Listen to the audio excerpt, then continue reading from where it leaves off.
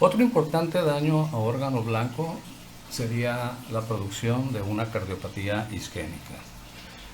Eh, una cardiopatía isquémica consiste en que el miocardio no recibe el suficiente aporte de oxígeno porque alguna de las arterias coronarias, que son las que perfunden al miocardio, está obstruida, ya sea parcialmente o de manera total. Esto puede suceder de manera lenta y progresiva, generándonos una situación que se conoce como angor pectoris o angina de pecho, o puede suceder súbitamente, como es en el caso del infarto agudo del miocardio. En la cardiopatía isquémica es muy frecuente que esté involucrada la hipertensión arterial, aunque como causa principal de esta cardiopatía isquémica tenemos, como lo dice aquí en estos enumerados, la obstrucción parcial, o que pudiera ser total, por ateroesclerosis. Ya hablamos bastante de la ateroesclerosis, ya hablamos de lo que son las LDL, de lo que son los cuerpos espumosos, y por ahí vimos algún video al respecto, o algunos videos. Creo que ya ustedes tienen el conocimiento de lo que es una placa ateromatosa estable y lo que es una placa ateromatosa inestable, aunque ahorita vamos a hablar un poquito más de ello.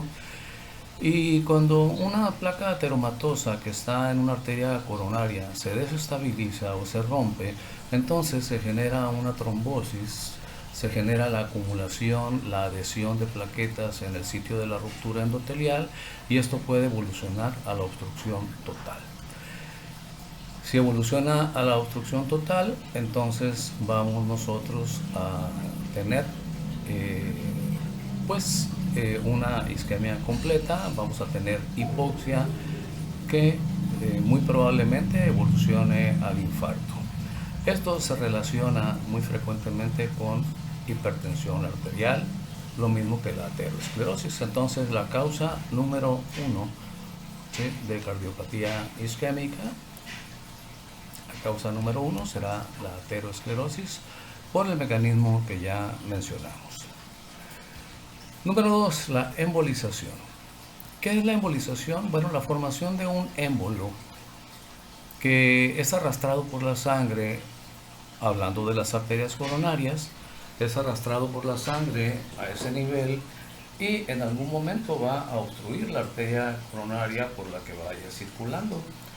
Estos émbolos se forman principalmente a partir, como explicaremos un poquito más adelante, se forman a partir de trombos formados en la pared de las coronarias, o incluso de fragmentación de ateromas que son arrastrados por la sangre y que se atoran o ocluyen, ¿sí?, en algún momento la arteria. Acuérdense que las arterias, todas ellas van de más amplio a más delgado, tienen una dirección eferente, van de más amplio a más delgado. Entonces un fragmento de un coágulo o de un ateroma que sea arrastrado por la sangre inevitablemente va a obstruir en algún segmento de la arteria.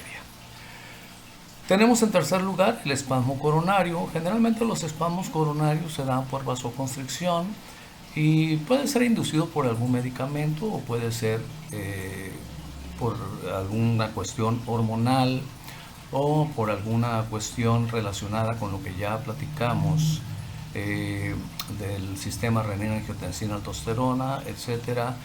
Pero por lo regular los espasmos coronarios son transitorios, sí generan una isquemia y pueden generar dolor precordial como signo de esta isquemia, pero por lo regular son transitorios y ceden fácilmente con vasodilatadores.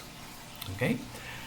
Y la cuarta causa pues es una combinación de la primera, que es la aterosclerosis, y la tercera, que es el vasoespasmo. ¿Okay? Esta suele ser pues bastante severa, ya que si la aterosclerosis nos genera una obstrucción parcial, pues bueno, al haber un vasoespasmo, esa obstrucción parcial se puede convertir en una obstrucción total y generarnos una hipoxia completa a nivel del territorio perfundido por esta arteria, y pudiera incluso evolucionar al infarto.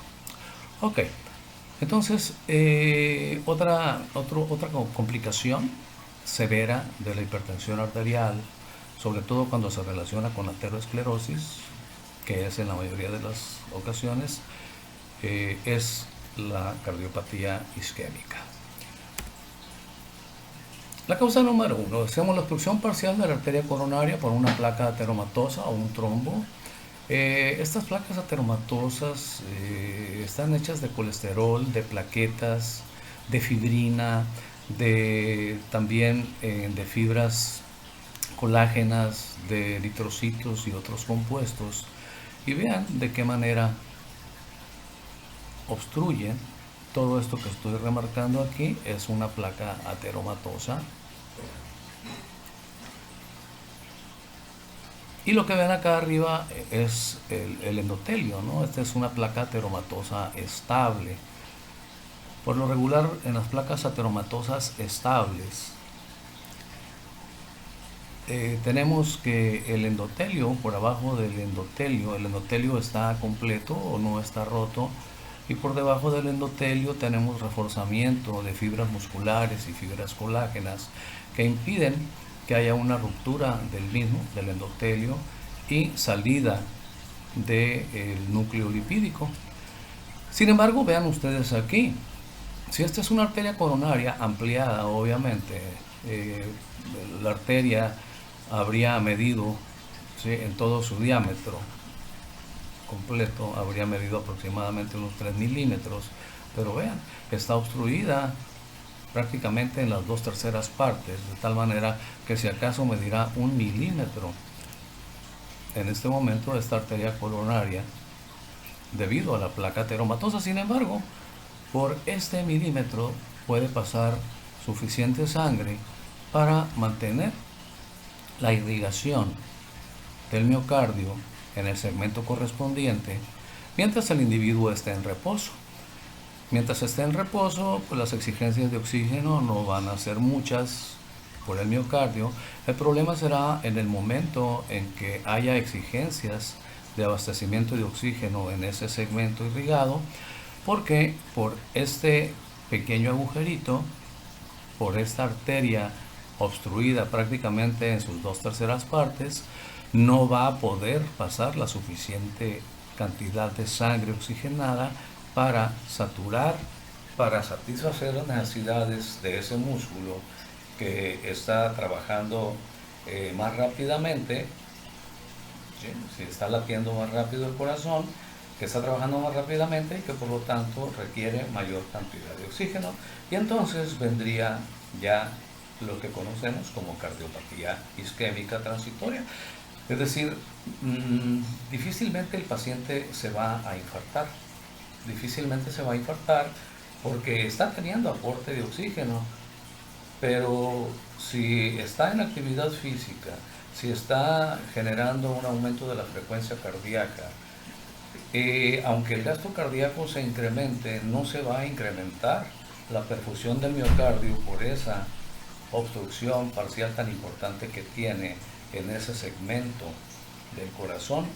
Entonces ese segmento del corazón va a responder como con dolor, ¿sí?, con un dolor típico retroesternal que tiene semiología muy específica, aunque a veces puede variar un poquito, pero que se detiene esa sintomatología representada, como dije ahorita, principalmente por dolor, se detiene, disminuye y llega a desaparecer en un corto lapso cuando el paciente deja de hacer actividad física, es decir, cuando disminuye su frecuencia cardíaca.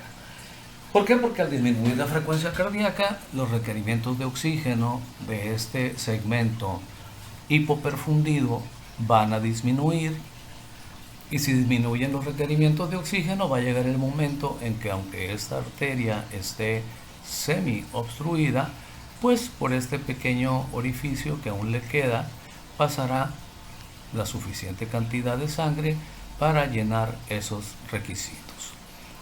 A esto se le conoce como angor pectoris o angina de pecho. Aquí la cuestión es, en estos pacientes, hacer el diagnóstico oportunamente, porque desde luego que existe el riesgo aquí de que este ateroma en algún momento se rompa, ¿no? Y si este ateroma, imagínense ustedes, si en algún momento se rompe, pues entonces se desestabiliza, ahí diríamos que es un ateroma ya inestable, y todos estos lípidos que están aquí, colesterol, lipoproteínas de baja densidad, cuerpos espumosos, saldrán a la circulación, y eso inmediatamente hará que el endotelio genere un llamado a las plaquetas, y las plaquetas llegarán junto con fibrina, llegarán al sitio de la lesión, al sitio de la ruptura del ateroma, y nos van a generar un trombo, ¿no? Y dependiendo del tamaño del trombo,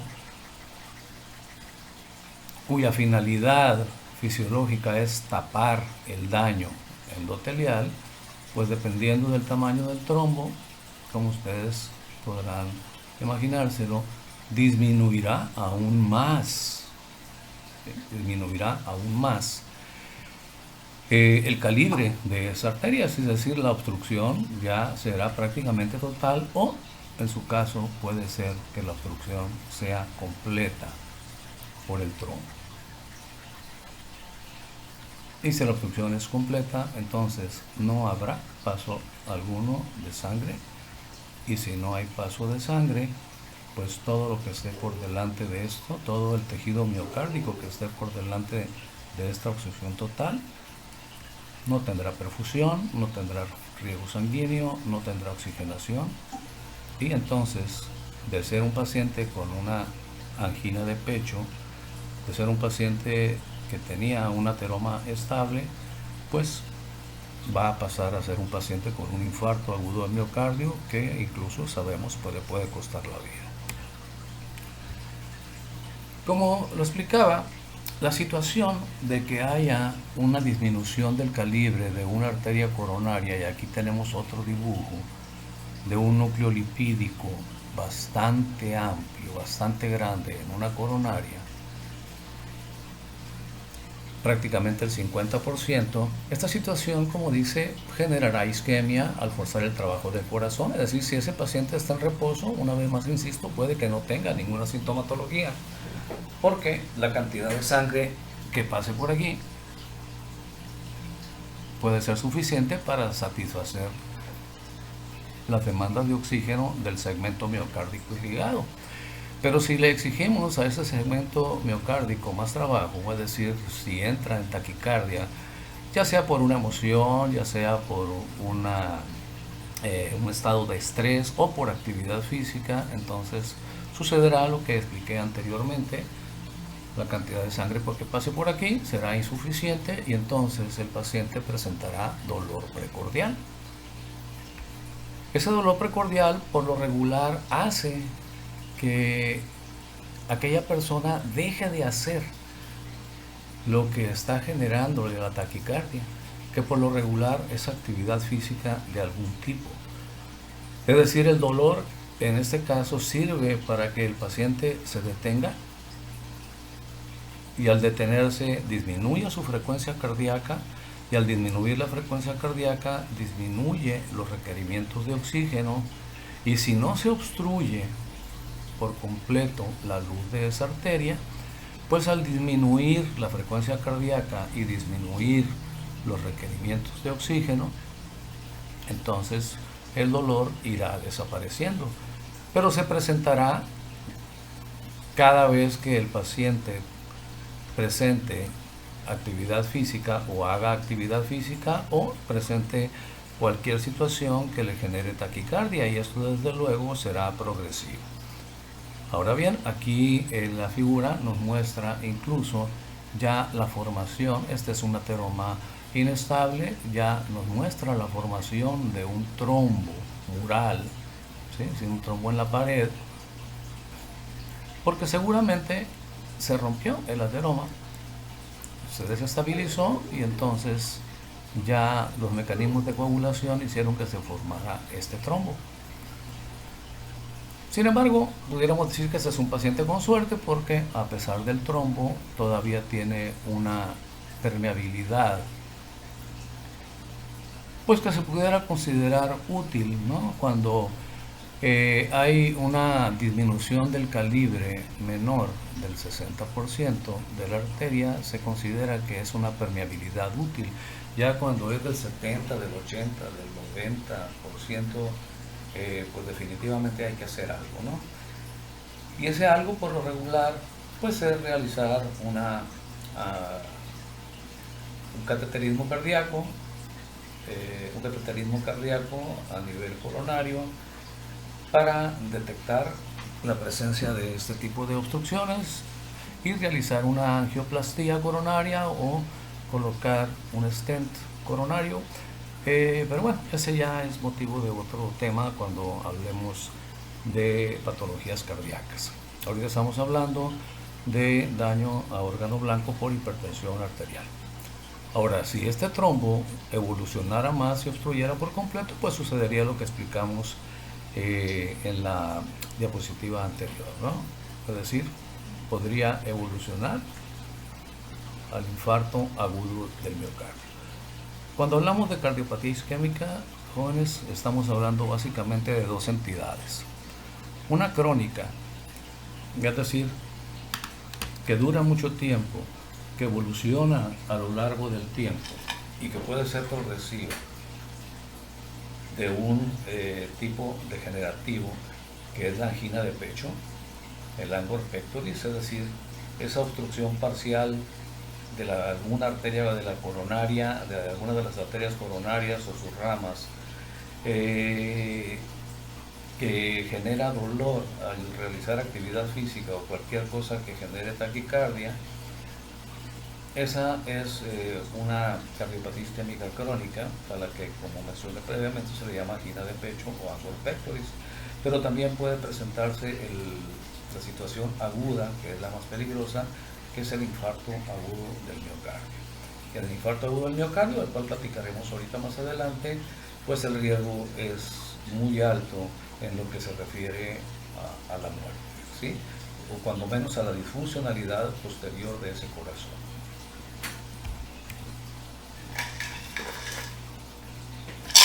La causa número 2, la formación de un trombo en la placa. Imagínense el trombo este que se formó ahí. Imagínense este trombo, pero con embolización en las coronarias. Imagínense ustedes que este trombo que se formó aquí y que no obstruye, se desprenda, o que se desprenda un pedazo del trombo. La sangre lo va a arrastrar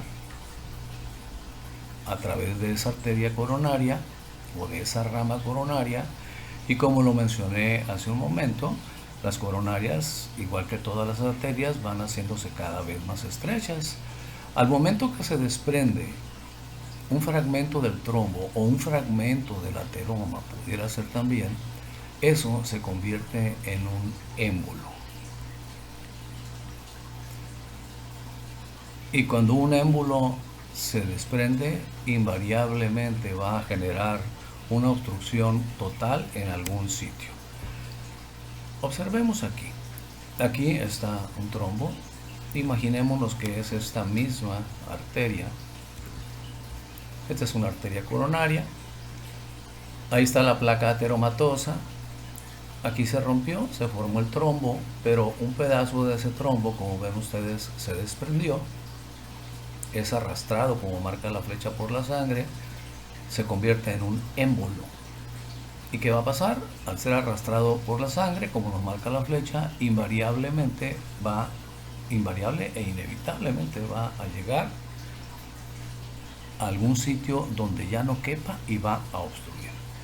Y del sitio donde obstruya hacia abajo habrá una hipoxia completa, una isquemia total, Y si no se atiende rápidamente,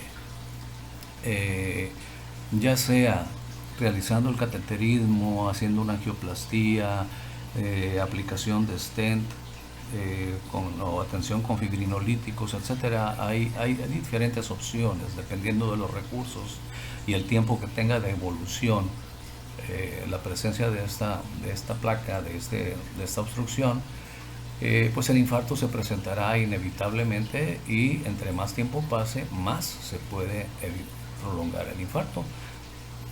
Todo el tiempo los infartos empiezan de la región más distal a la proximal. Es decir, si tenemos la obstrucción aquí,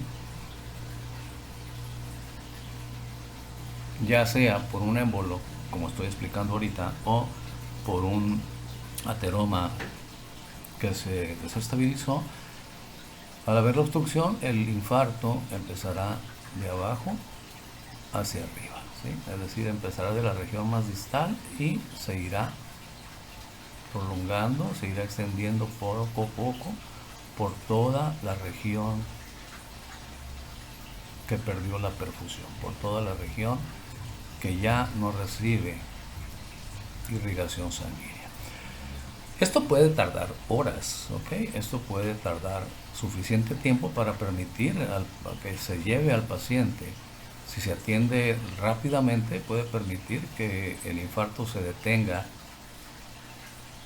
Si se logra reperfundir, si se logra quitar esta oclusión total y se logra reperfundir, se logra que nuevamente pase la sangre, aunque esto tiene sus riesgos desde luego. Si se logra hacer eso, pues el infarto o la zona infartada quedará limitada a una extensión menor. El miocardio alrededor quedará aturdido.